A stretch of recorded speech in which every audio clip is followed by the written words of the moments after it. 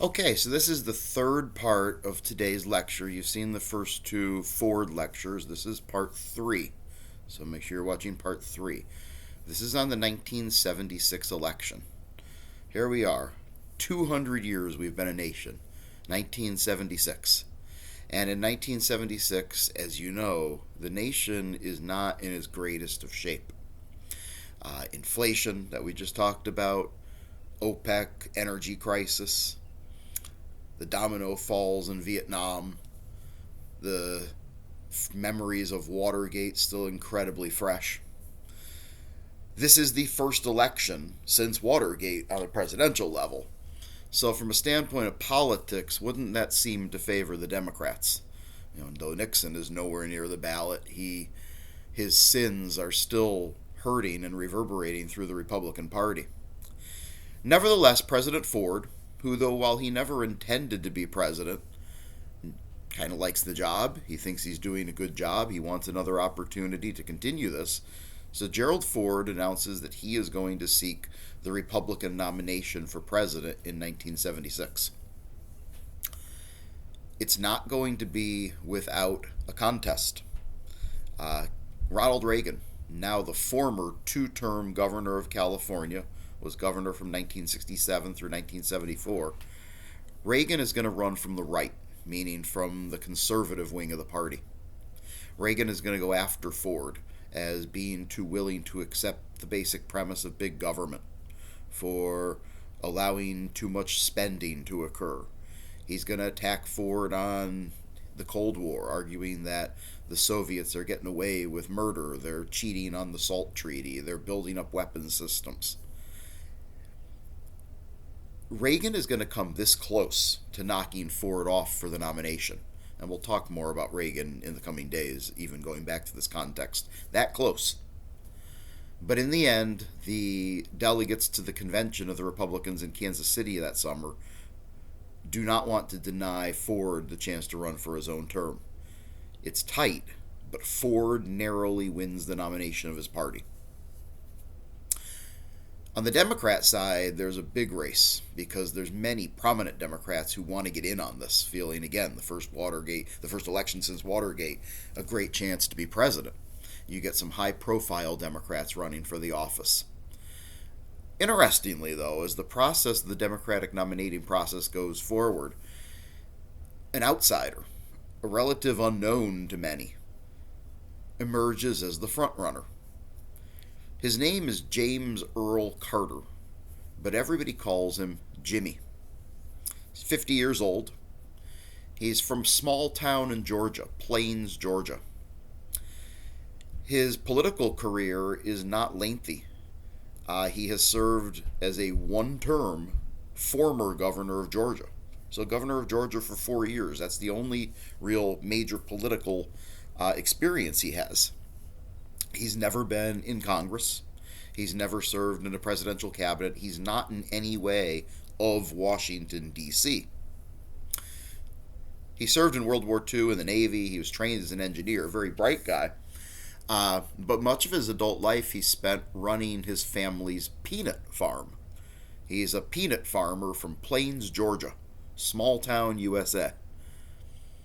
He's got a deep southern accent.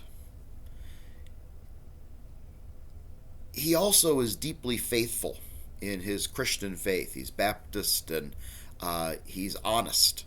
He says during the course of this campaign, "I will never lie to you."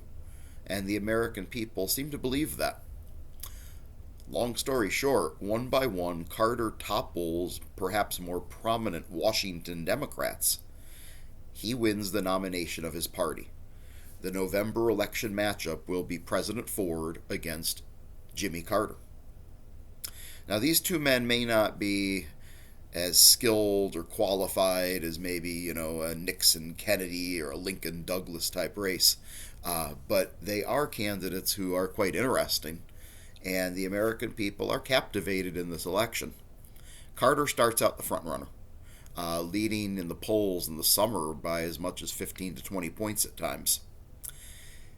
The mood of the country is very anti-Washington.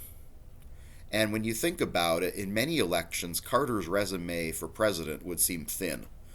one-term governor of a smaller state, not someone who has any Washington, D.C. experience, that a peanut farmer, that doesn't necessarily sound like leader of the free world. But when you think about who our last several presidents have been, things haven't gone well with career politicians. I mean, we could just start with Kennedy. House, Senate. It's not his fault, but his presidency does not end well. LBJ, House, Senate Majority Leader, Vice President. While Johnson achieved some important and successful things, particularly with civil rights, his presidency ends terribly. Vietnam, American people feel lied to. They don't trust him. He was a career politician. Then Richard Nixon, again, like LBJ, some things to celebrate: foreign policy, détente, opening China, ending Vietnam with some level of honor. But again, his presidency ends terribly. Career Washington political insider, House, Senate, Vice Presidency. Well, now you have Jerry Ford, who, by all accounts, is a nice guy, but he served in the House for 25 years. Vice President. He's a career politician as well. And the nation's not in good shape. Inflation, energy crisis, lost Vietnam. People don't feel good about America. This peanut farmer from Plains, in this election, it may be the perfect election to have a flimsy resume and not be in any way of Washington, D.C. Many Americans looking for something different. And Carter's different. Carter has a certain style about him. A folksy charm, they call it. He doesn't always wear jackets and ties. Sometimes he wears just a polo shirt or a cardigan sweater. Even when he's president, he gives some Oval Office addresses wearing a sweater. The election tightens as you head into the fall. Carter actually loses a lot of points. Ford pulls ahead in some public opinion polls in October. Then the two candidates are going to do something that hasn't been done since 1960. They're going to debate. There'll be 3 debates between Ford and Carter.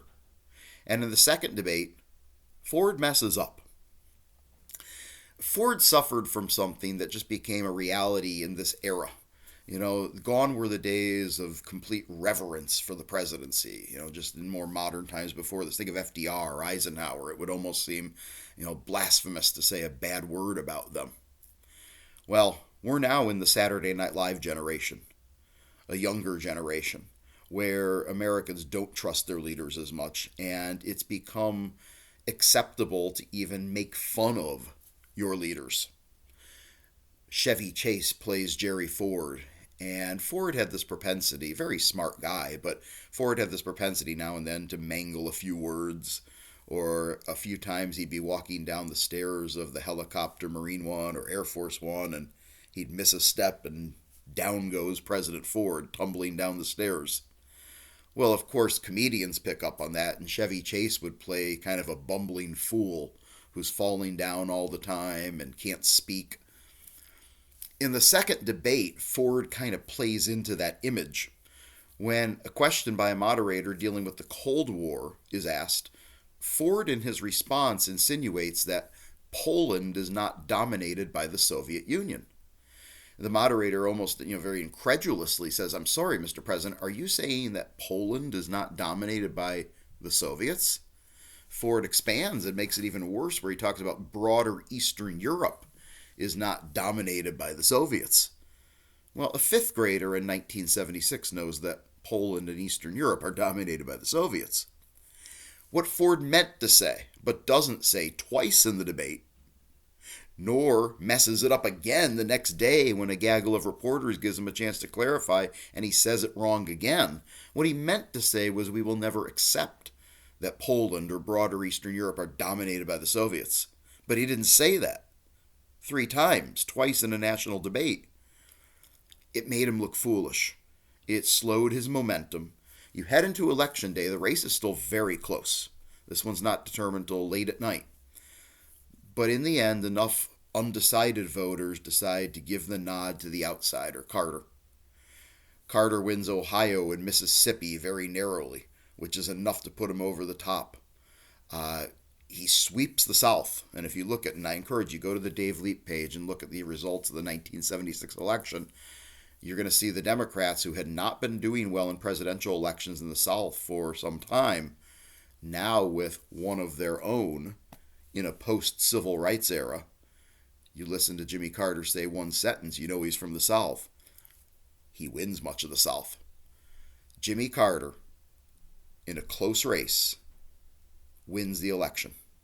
The peanut farmer from Plains in January of 77 will take over as leader of the free world. There was a lot of hope in the country that Carter would be something special, something different. Not only a breath of fresh air, but hopefully somebody who could lead the country forward in times of trouble, help to reduce inflation, help to fix the energy crisis, strengthen us in our position abroad. Unfortunately, any person who was going to step in and lead in the late 70s was going to face struggle. And the flimsy resume of Carter is ultimately going to rear its ugly side. And I hate to say it, but the late 70s and the Carter years are only going to get worse. And his presidency is largely going to fail.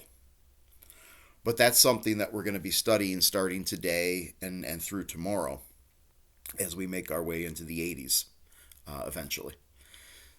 So that's a little bit on the 1976 election. I think more than enough to have you move forward. What we're going to have you do next is I'm going to have you go into this whole post in Classroom. There's 2 century videos there. Go to Approaching the Apocalypse first. This is all in your written instructions as well, and you're going to watch the last 5 minutes of that. You're going to see the fall of the domino in Vietnam, going back to the 1975 and the Ford years. Then you're going to begin the late 70s video, Starting Over. And you're going to watch about 19 minutes of it. Again, that's in the instructions. You can stop at the 19-minute mark and don't need to go forward any further than that. You'll go through a scene on what's called Love Canal, if you can make it that far. And if you get to the part beyond that, it gets into things about forced busing in Boston. I'd rather just deal with that and intro that tomorrow. So 19 minutes at the most of that. Fill out your video guides as you're watching that. And actually, you could drop those off on the teacher desk at the end of class with your name on it, and then I'll just give those back to you tomorrow. Okay? So I hope you had a good and productive day. Follow the instructions in Classroom, and we'll move forward from here. And I will see you tomorrow.